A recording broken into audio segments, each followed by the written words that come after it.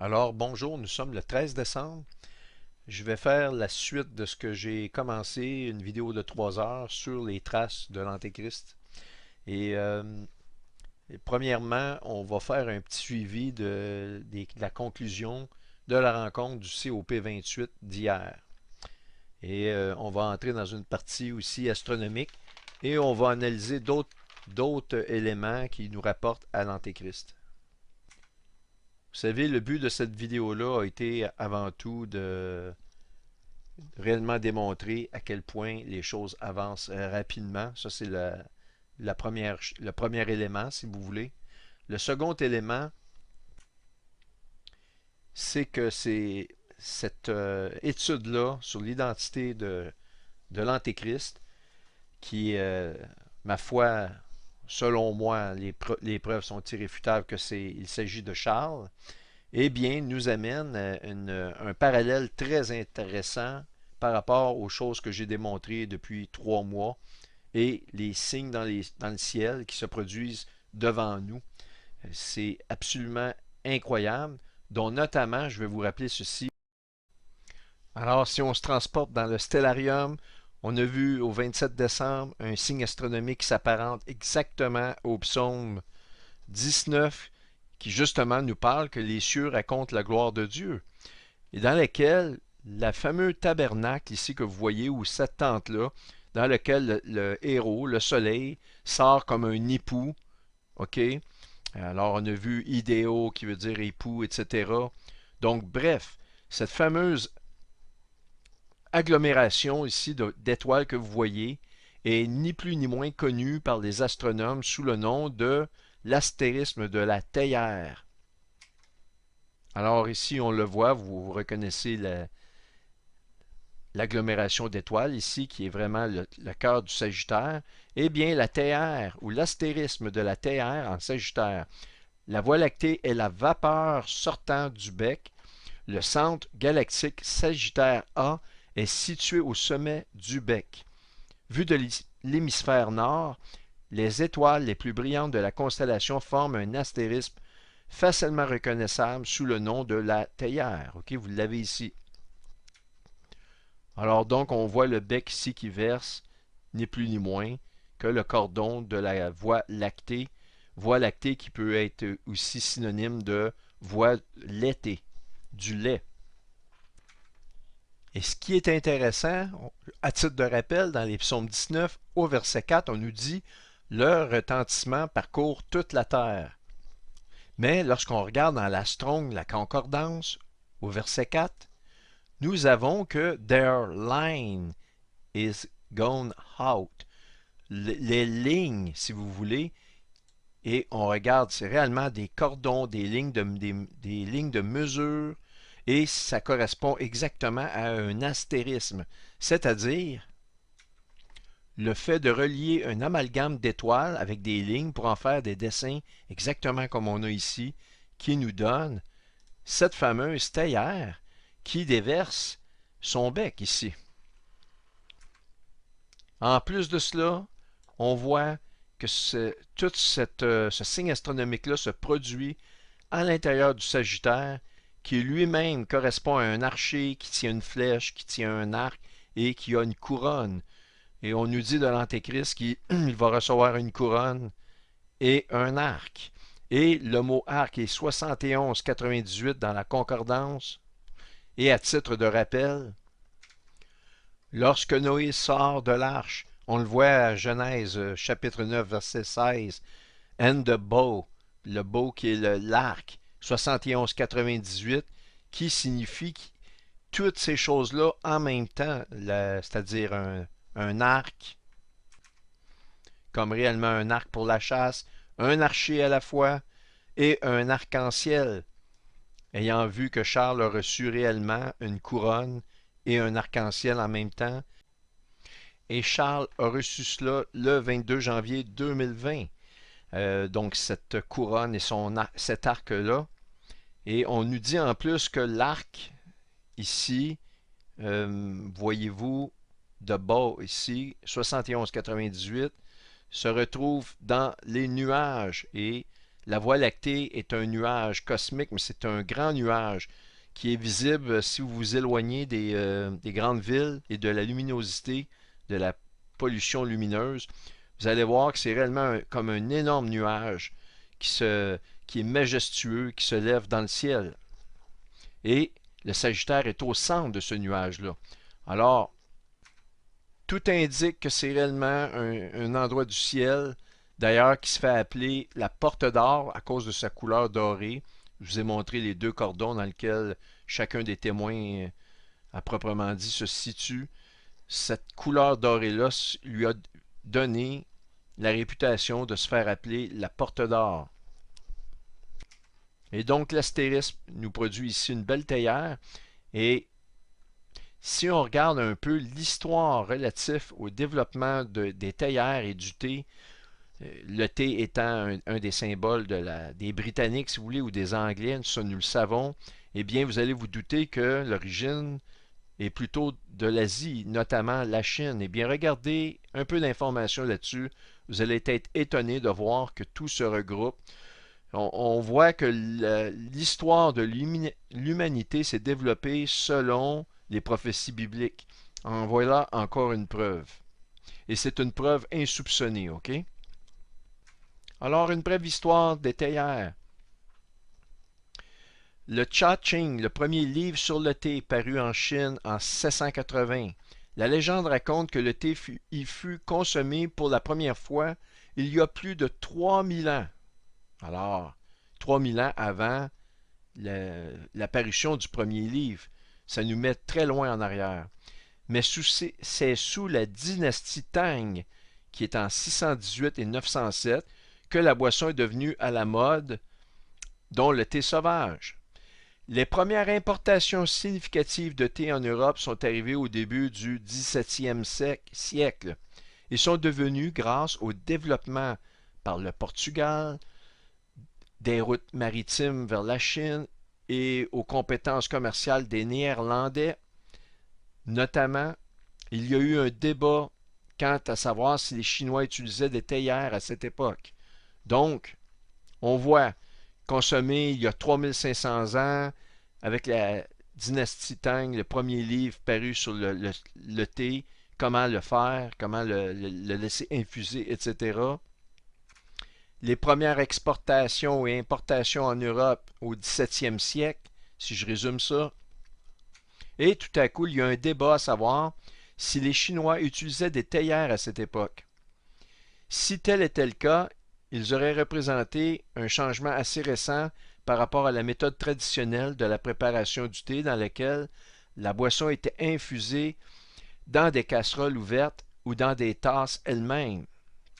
Toujours est-il que si elle existait déjà, ces fameuses théières-là, la théière chinoise ne se distinguait pas de ce qu'on appelle un pot à vin ou une aiguillère à vin, alors un genre de récipient pour le vin.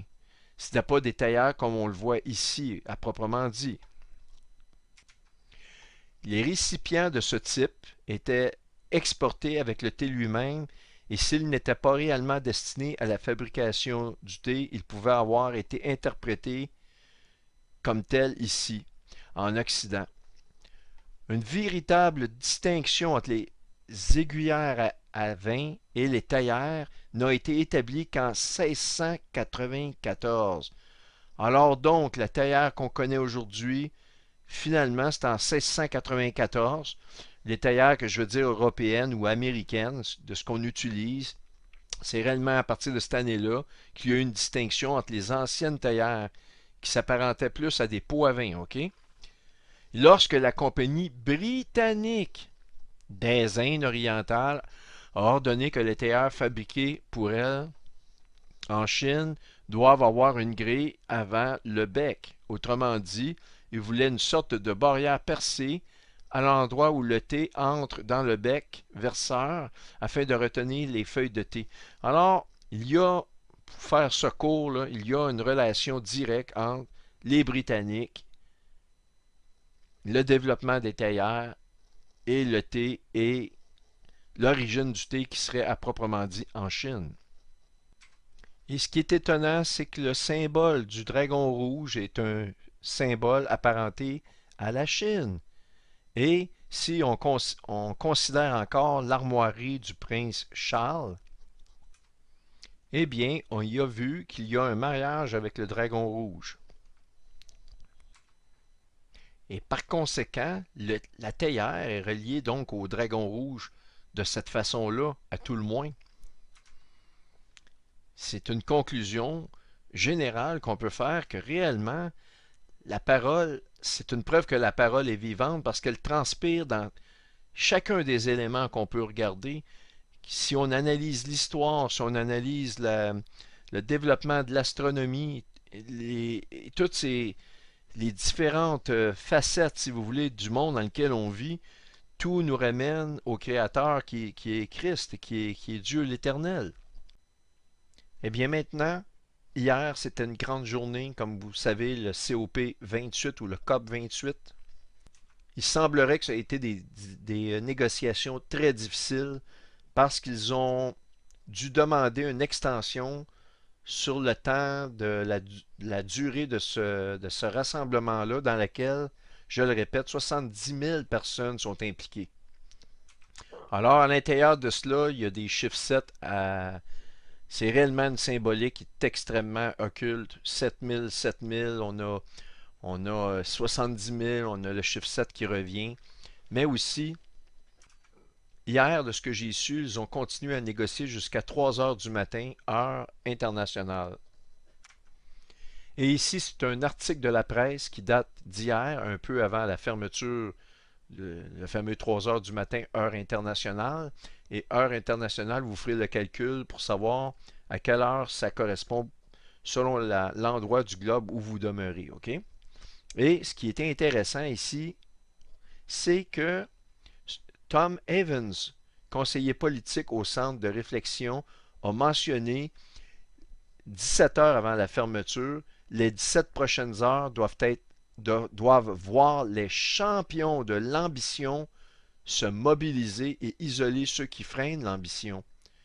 Les champions ici, lorsque je vous ai dit que le prince Charles a été déterminé comme étant leur champion, je vous ai dit ça hier, c'était avant que cet article sorte, et ils utilisent la même terminologie et ils nous font référence à des champions, sans les identifier toutefois, mais il y en a qui sont vraiment identifiés comme champions à l'intérieur de leur groupe. Donc, la conclusion, on ne le savons pas encore, mais comme je vous ai dit, il fallait s'attendre quelques jours plus tard, on va avoir des résultats de cela. Mais assurément, je vais vous montrer ici ce qui a été dit par le COP 28, l'organisation officielle, le 30 novembre, et regardez ce qui est écrit.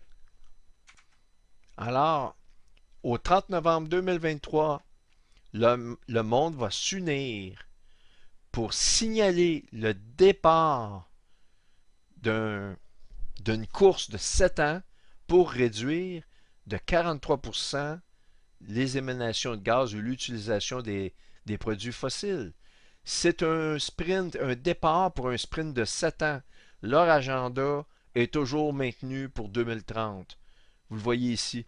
Maintenant, la courte vidéo ici, je vous la fais écouter.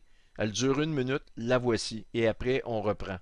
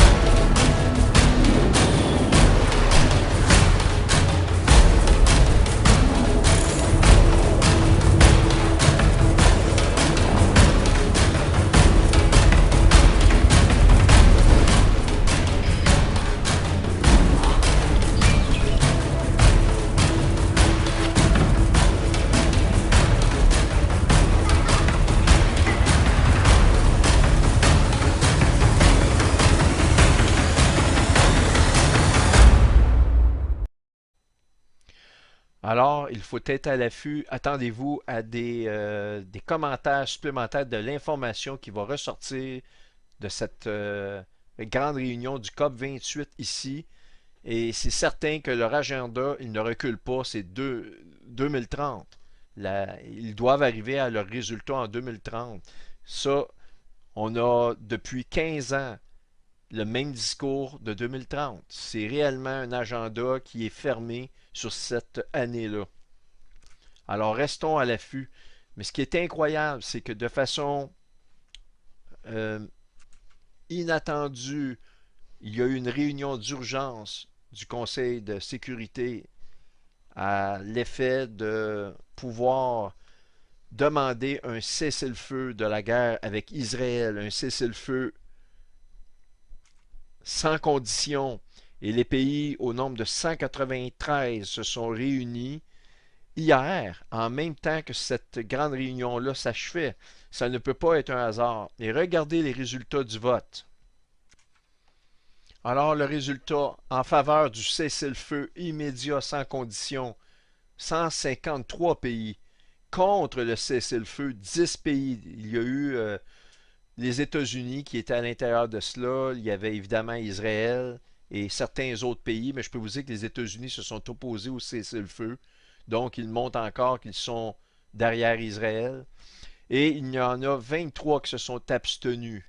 Et c'est des mathématiques très intéressantes parce que 10, c'est le chiffre de l'épreuve dans la Bible. Et si vous regardez Strong, 10 en hébreu, ça signifie destruction. Strong 23 en grec signifie l'indignation. Maintenant, les 153 ici nous font penser aux 153 poissons de la pêche miraculeuse des disciples par Jésus. On le voit dans Jean 21. Maintenant, ils ont fait un vote pour la paix et la sécurité. C'était le titre de ce vote-là. Et on le voit dans 1 Thessaloniciens 5.3, encore un 153 ici qui ressort. Écoutez, on a des avertissements comme on n'a jamais vu. Et c'est imminent, le départ est imminent avec toutes ces preuves-là. Comme je vous dis, il faut rester à l'affût. Si vous avez de l'information, vous devez me transmettre ça ou vous devez vous transmettre ça entre vous-mêmes pour le COP 28. Il est clair qu'ils vont aller de l'avant avec leur agenda. Et même s'il y a eu un peu d'opposition, cette opposition-là, elle est faible et c'est comme une digue qui est à veille de lâcher. L'eau va déferler sur nous très rapidement, d'ici très peu de temps. Et comme si ce n'était pas assez, Vladimir Poutine, dans les mêmes moments, a fait une déclaration à laquelle il dit qu'il a mis ses forces armées en action totale avec toutes ses puissances nucléaires. Autrement dit, ils peuvent lancer à tout moment leurs ogives, tout est prêt, il n'y a plus de délai, il n'y aura plus d'avertissement. Et voici une courte vidéo à ce sujet-là, commentée en français. Et après, je vais vous donner quelques autres explications avant de terminer cette vidéo. Alors voici la vidéo de Vladimir Poutine.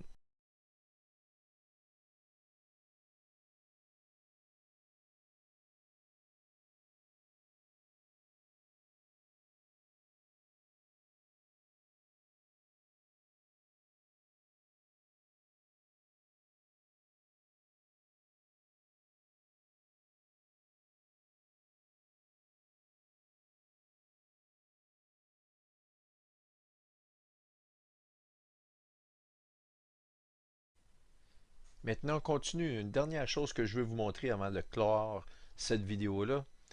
Toujours encore une fois, l'arc, ou l'arc-en-ciel si vous voulez, 71, 98. On a vu qu'il s'agit d'un arc pour la chasse, l'archer, l'arc-en-ciel, tout cela ensemble, mais aussi l'iris de l'œil. Alors, c'est un équivalent du Sagittaire que vous voyez ici, mais on a vu aussi un objet qui s'appelle Eris, qui se retrouve en plein centre de la galaxie, en plein dans le cœur de cette action-là, qui est un grand signe astronomique qui s'apparente au psaume 19. Mais ce qui est incroyable, c'est que l'alliance ou l'arc qui est le signe, le symbole de l'alliance que Dieu a promis aux hommes, et on sait que son chiffre est le numéro 7, a été attribué à cet objet-là, Eris, qui se retrouve exactement dans le même sens. Mais si on analyse le COP 28, il y a 70 000 participants, comme vous le voyez ici. C'est incroyable, le chiffre 7 ressort partout. Et aussi, pour inaugurer cela, le pape a invité 7 000 enfants à chanter. Ça, c'était le 9 novembre. Et il a invité 7 000 enfants à chanter. Alors, on voit ici pour la nature, en mentionnant que la terre, c'est la terre-mère. Il dit aux enfants, sans elle, on n'est rien. Que si on lui fait du mal, c'est à nous qu'on fait du mal. La nature est notre avenir lors d'un événement au Vatican. Le faux prophète proclame le dieu Pan, le dieu de la nature. Toujours avec des 7 reliés à cela.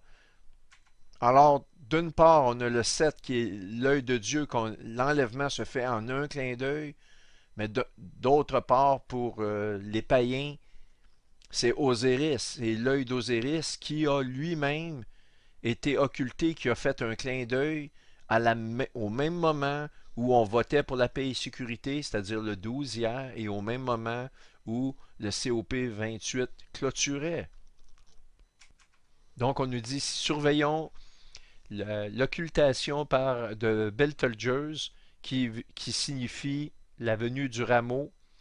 Et la constellation d'Orion a été toujours vue comme étant la constellation de la lumière. On sait que la fête des dédicaces est la fête de la lumière aussi. On sait que le chiffre 22, c'est le chiffre de la lumière.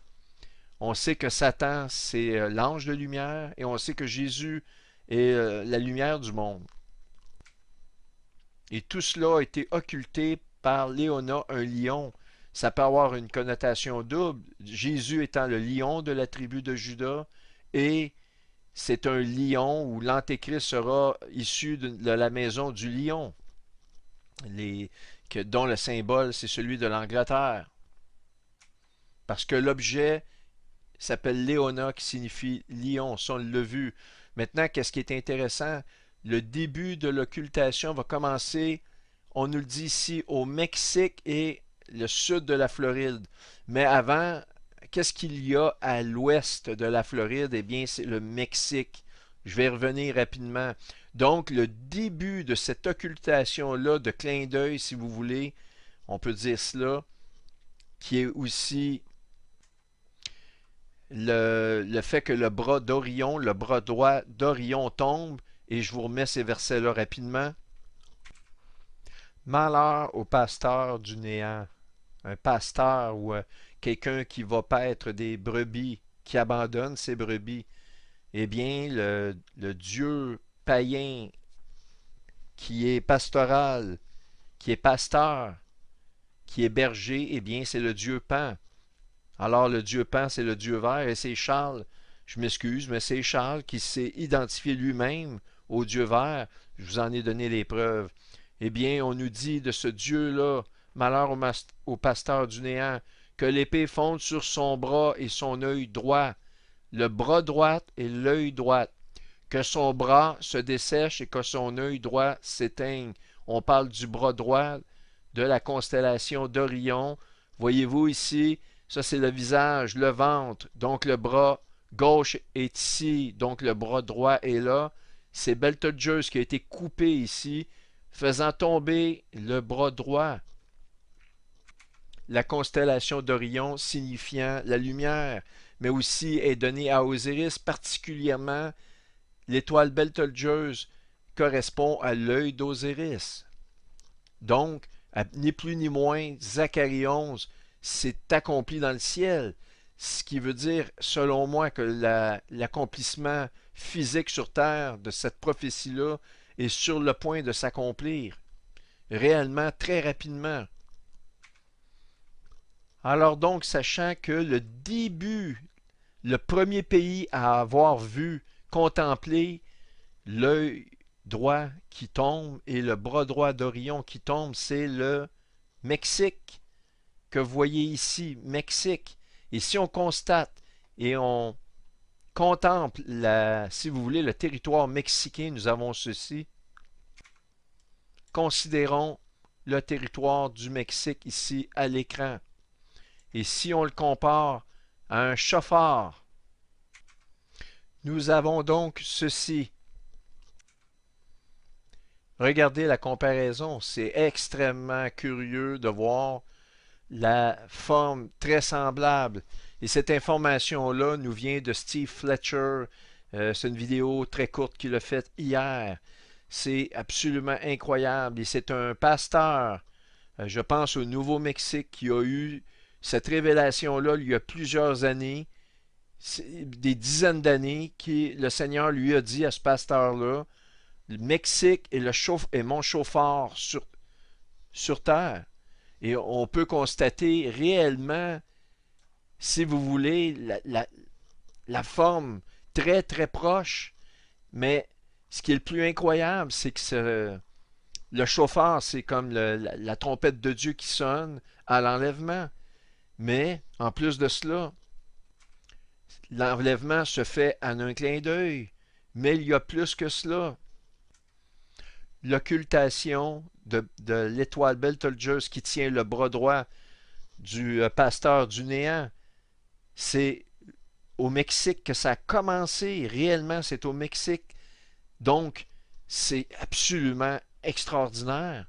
Et en plus, on nous parle du bras droit qui doit tomber du pasteur du néant. C'est arrivé à la journée où le pasteur du néant, qui s'est fait lui-même montrer comme le Pan God étant le Dieu du pasteur, qui est le pasteur du néant, eh bien, qui est apparenté à Charles. C'est lui qui chapeaute le COP 28 et c'était la terminaison de cette alliance-là. Je suis convaincu que dans les prochains jours, on va avoir des répercussions, si vous voulez, des nouvelles, des résultats de cette entente-là. Et ces résultats-là vont nous donner l'assurance de ce que je vous dis, de ce que nous sommes d'ailleurs plusieurs à vous le dire, plusieurs se joignent actuellement à produire des vidéos d'alerte, que nous sommes réellement rendus au summum des alertes que nous pouvons donner avec tous ces signes-là. Ce sont des signes qui nous dépassent complètement, qui me dépassent aussi. Ils sont tellement nombreux, c'est des choses qu'on ne peut même pas expliquer, à part de s'incliner à dire gloire à Dieu avec tous ces signes-là. La parole de Dieu brille comme jamais elle ne le fait. Non pas qu'elle n'était moins brillante avant, mais c'est nous, les êtres humains, nous voyons l'accomplissement de ces prophéties-là à la lumière de tout ce qui se passe. Et nous voyons cette parole-là prendre vie.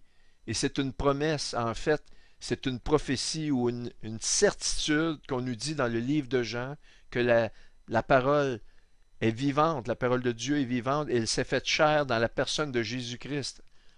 Hey, gloire à Dieu, réellement, c'est hallucinant. Quand j'ai vu cette information-là hier, je vais vous dire une chose, je me suis dit, comment puis-je être surpris encore une fois par des signes aussi extraordinaires que ces signes-là?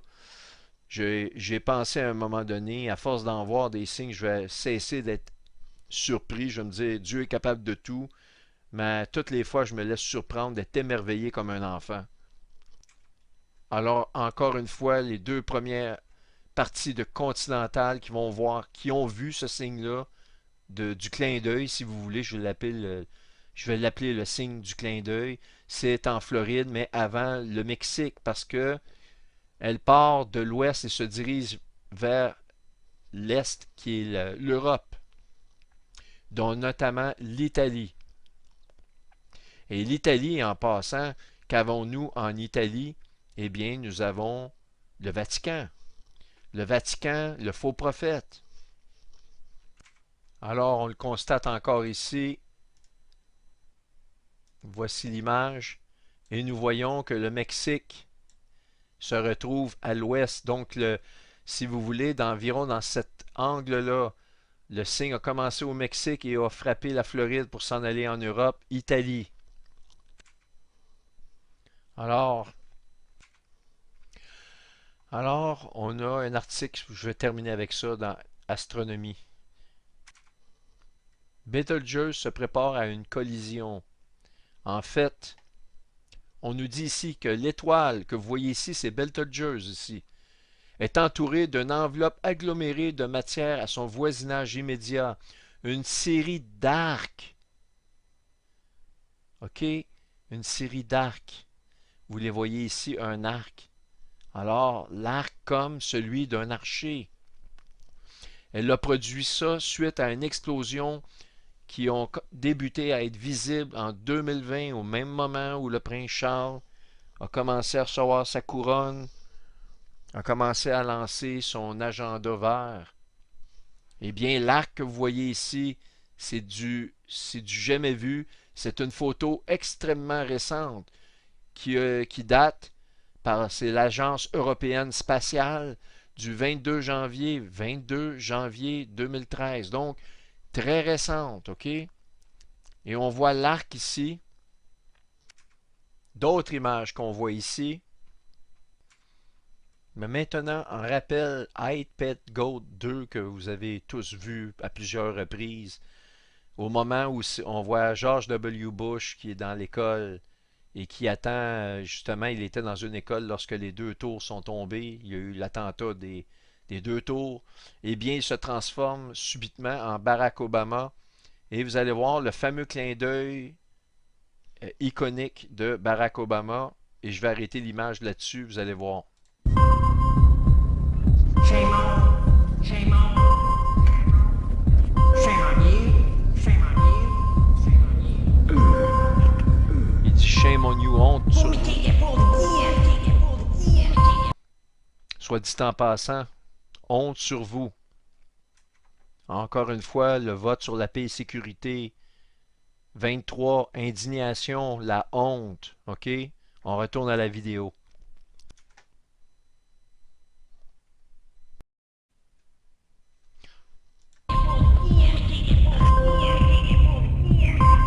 Il va se transformer en Barack Obama très bientôt.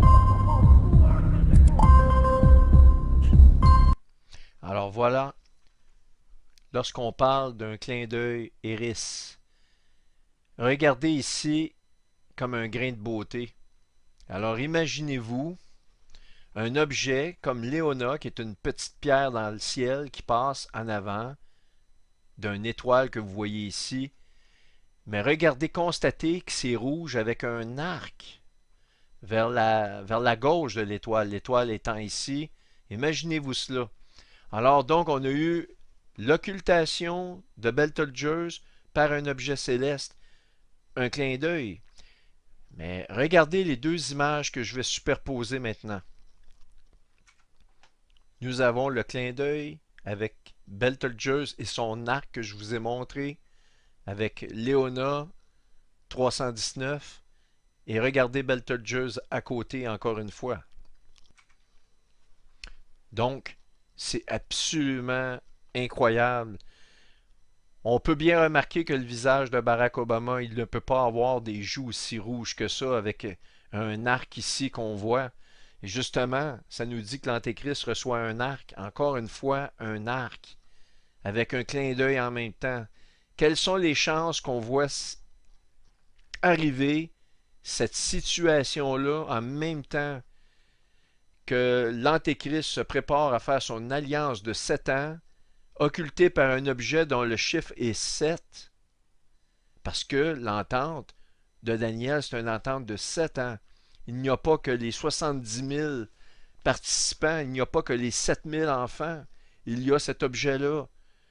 Tout cela synchronisé, et je vous dirais que simplement que le fait qu'on puisse observer un objet céleste comme une étoile, comme Betelgeuse, être occulté par un petit caillou qui est un objet d'environ 70 km de diamètre, qui est Léona 319, que juste l'alignement de ces deux objets-là se fasse dans le ciel, qu'on puisse les observer, c'est statiquement impossible. Mais lorsque celles-ci correspondent au début d'un pays qui est le Mexique, qui lui s'apparente au chauffard, eh bien là, je vais vous le dire une chose, les chances sont en plus que nulles, c'est impossible. Et je crois que des gens peuvent avoir des prophéties et des visions, ça je le crois. Ce pasteur-là a reçu cela il y a longtemps, que le Mexique était le chauffard de Dieu sur terre. Alors imaginez-vous. Merci de votre écoute. Dans la prochaine vidéo, nous allons voir certains éléments dont notamment nous allons démontrer que l'Antéchrist, peu importe les débats que je peux avoir avec vous, avec certains d'entre vous, ou que vous aurez avec d'autres personnes, il faut se fier à la parole au maximum. Et la parole est claire. L'Antéchrist doit venir de l'Empire romain reconstitué. Sans cet élément-là, tout homme qu'on peut penser être l'Antéchrist est rejeté automatiquement. Et cela, je vais le démontrer. Alors, si vous avez des candidats, c'est bien d'en avoir, mais si vous devez être capable de prouver cet élément-là, le premier élément que vous devez faire, c'est que vous le prouvez à vous-même. En dehors de cela, que vous ayez tous les candidats auxquels vous pouvez penser, vous pouvez vous dire, ah, il doit être beau esthétiquement, j'ai pensé qu'il était beau. C'est sûr qu'on a tous des a priori comme ça. C'est normal, on ne peut pas s'empêcher de réfléchir qui est cet homme-là mystérieux. Et c'est absolument humain de le faire. Maintenant, en dehors de nos pensées personnelles, il faut regarder qu'est-ce que la parole nous en dit. Alors donc, on va regarder ces éléments-là parce que ce sont des éléments absolument importants et fascinants. Alors là-dessus, je vous remercie. Soyez tous bénis.